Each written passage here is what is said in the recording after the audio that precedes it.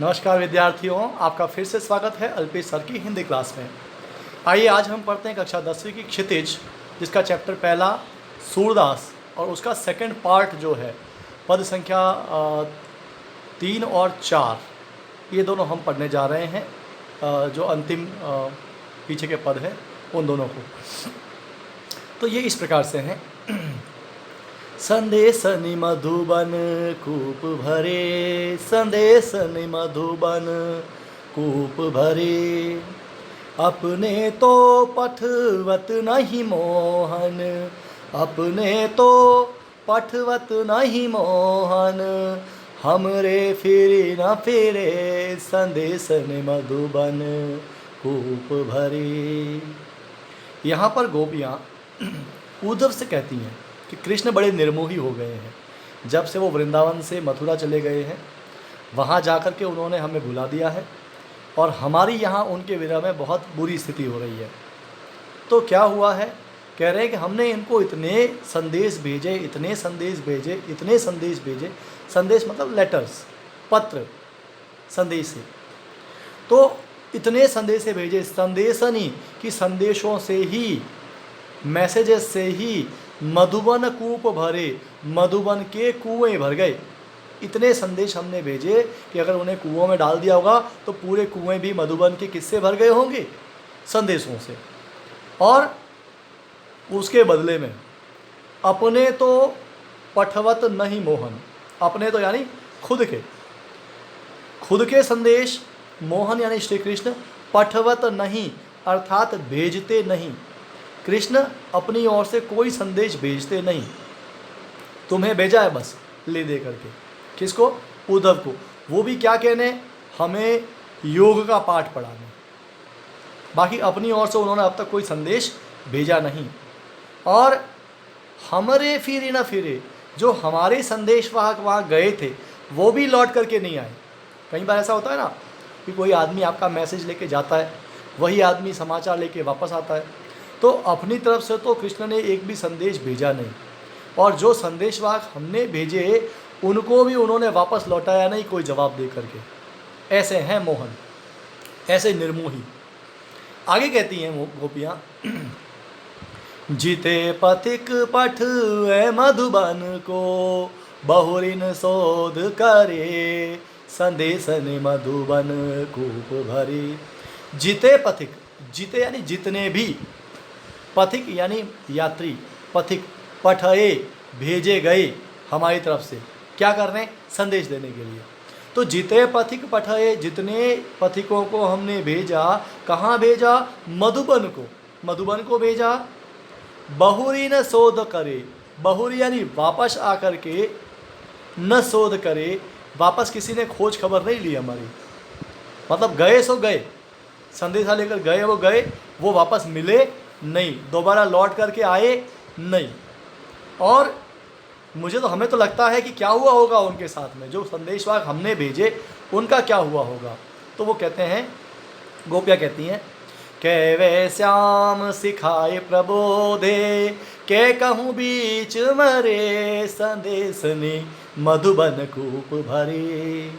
के या तो, क्या मतलब या तो, वे मतलब कौन? संदेशवाहक जो पथिक थे। श्याम सिखाई प्रबोधे, या तो श्याम ने उनको वहाँ पर अपनी तरफ से सीखा करके अपने प्रबोधे वश में कर लिया, या तो उन संदेशवाहकों को कृष्ण ने सिखा करके अपने वश में कर लिया। के या फिर कहूँ बीच मरे, लगता है मार्ग में ही कहीं मृत्यु को प्राप्त हो गए, वरना जिंदा होते तो लौट करके आते।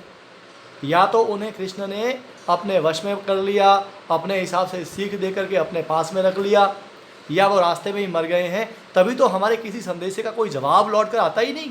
किसकी तरफ से? कृष्ण की तरफ से। आगे कहते हैं, कागद गरे मेघ मसी खूटी, सरदब लाग जरे, संदेशनि मधुबन कूप भरे।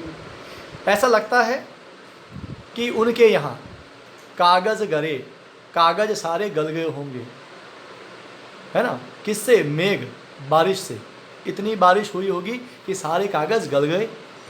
मसी खूटी, मसी मतलब होती है स्याही, इंक, खूटी यानी खत्म हो गई, कागज़ गल गए, स्याही खत्म हो गई, और सरदव लाग जरे। अब लिखने के लिए आपको एक तो कागज़ चाहिए, स्याही चाहिए, और एक चाहिए सर। हालांकि आजकल जो होता है हम पेन से लिखते हैं, लेकिन पहले ज़माने में पेन बनते थे सरकंडों के। सरकंडा होता है जिससे बाण बनते हैं, वही जो डंडी होती है, जो एक प्रकार का शर होता है, शर या सरकंडा।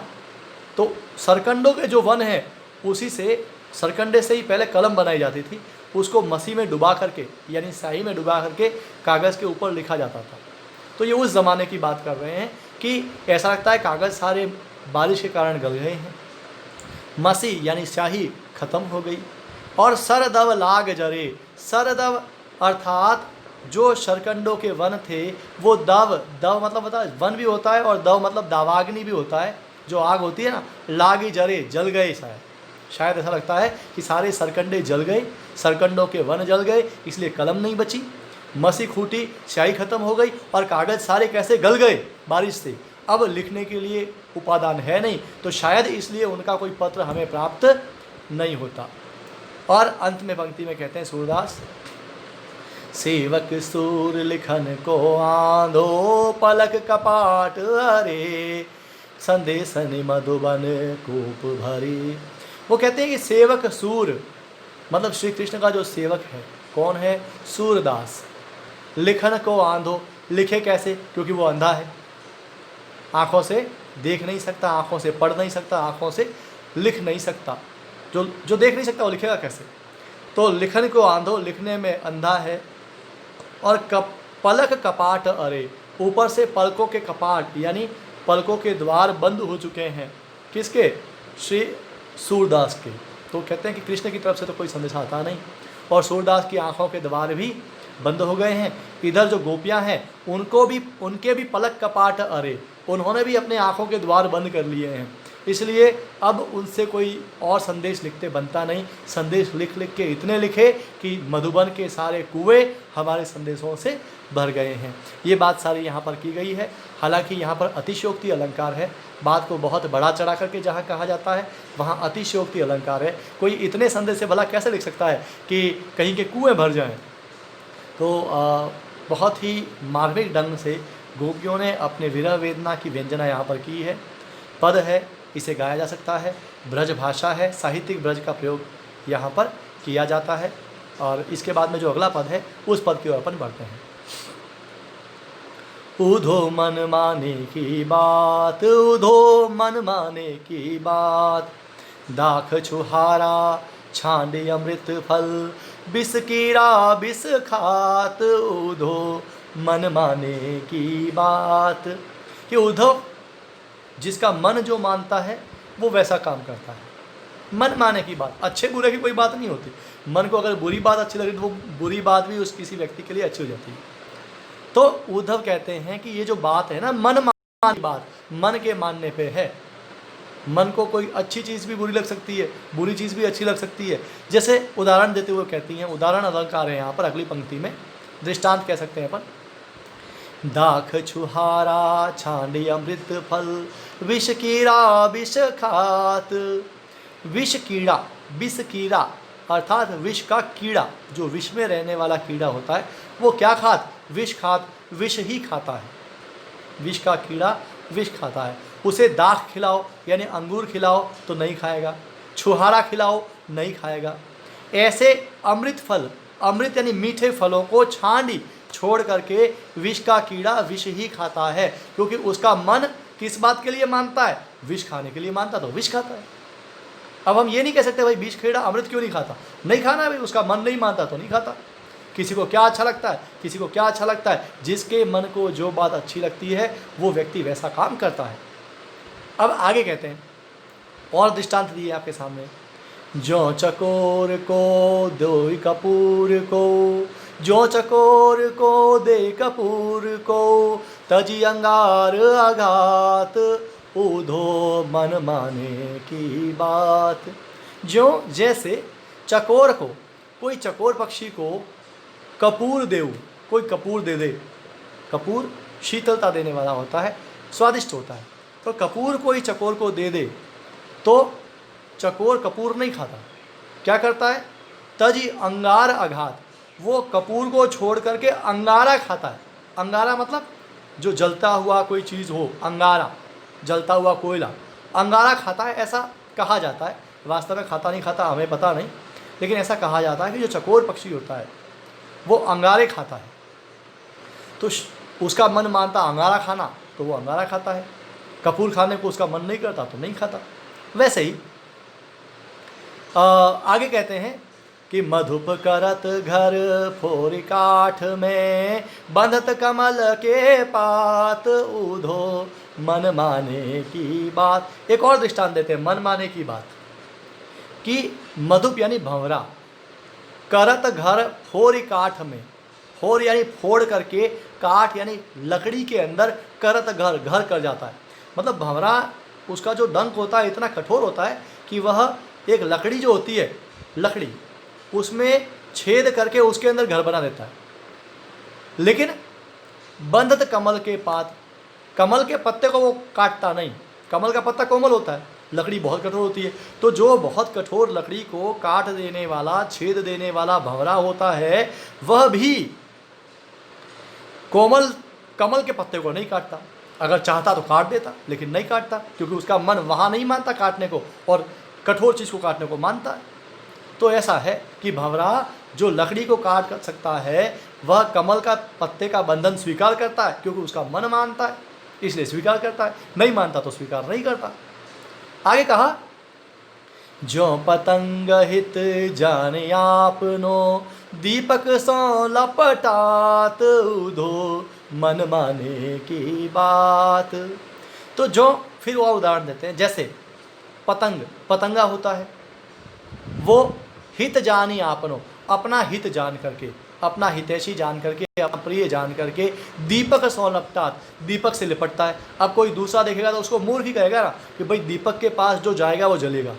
तो पतंगा भी दीपक पर बार बार गिरता है और जलता है, नष्ट हो जाता है, लेकिन फिर भी उसे वो अच्छा लगता है, वो दीपक से प्रेम करता है, तो भले उसकी जान जाए लेकिन वो जाकर के किस में लिपट आता है, तो दीपक सो लपटात, दीपक से ही जाकर के लिपटता है। कौन? पतंगा। पतंग क्या होता है? ये बारिश में जो ये छोटे छोटे से कीड़े उड़ते हैं ना, आपने देखा होगा कहीं दीपक जलता है तो उसके पास बार बार जाता है। लाइट के पास बहुत सारे जानवर हो जाते हैं, सुबह तक सब मर जाते हैं, लेकिन उनका मन इस बात के लिए मानता है कि हमें दीपक से जाकर के चिपटना है, तो दीपक से चिपट करके मरते हैं।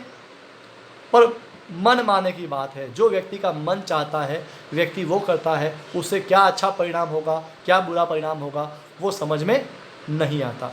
और अंतिम पंक्ति में कहा, सूरदास को जाको मन जासो, सोई ताहि सुहात उधो, मन माने की बात। कि हे उद्धव, ये तो मन मानने की बात है।